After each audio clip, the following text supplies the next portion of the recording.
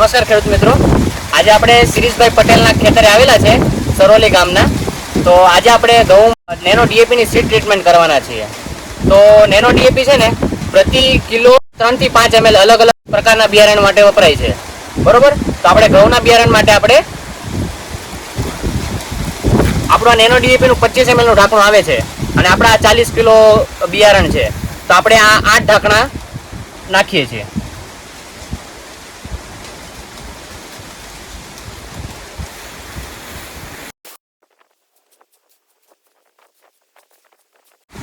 આપણે 8 ઢાંકણા નાખેલા છે 40 કિલો બિયારણમાં, અને જરૂરિયાત પ્રમાણે આપણે પાણીનો બી ઉપયોગ કરવાનો છે.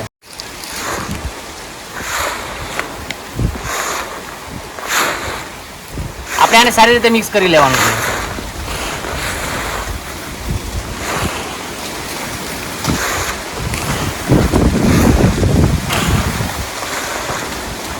આખા બિયારણમાં પટ અપાઈ જાય એ રીતે આપણે મિક્સ કરવાનું છે.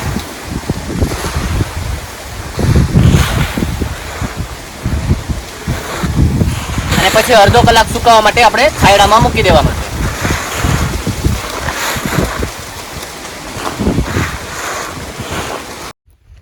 ખેડૂત મિત્રો, આપ જોઈ શકો છો કે નેનો ડીએપીના પટ આપ્યા પછી 30 દિવસમાં સરસ ઉગાવો આવે છે અને પર્ણમાં લીલાશ પણ સારી જોવા મળે છે. હવે ત્યારબાદ આપણે 2 થી 4 મિલી નેનો ડીએપી પ્રતિ લિટરનું દ્રાવણ બનાવી પહેલો છંટકાવ કરવો અને બીજો છંટકાવ નેનો યુરિયા તથા સાગરિકા 2 થી 4 મિલીનું દ્રાવણ બનાવીને કરવાથી દાણેદાર ખાતરનું પ્રમાણ ખૂબ જ માત્રામાં ઘટાડી શકાય છે.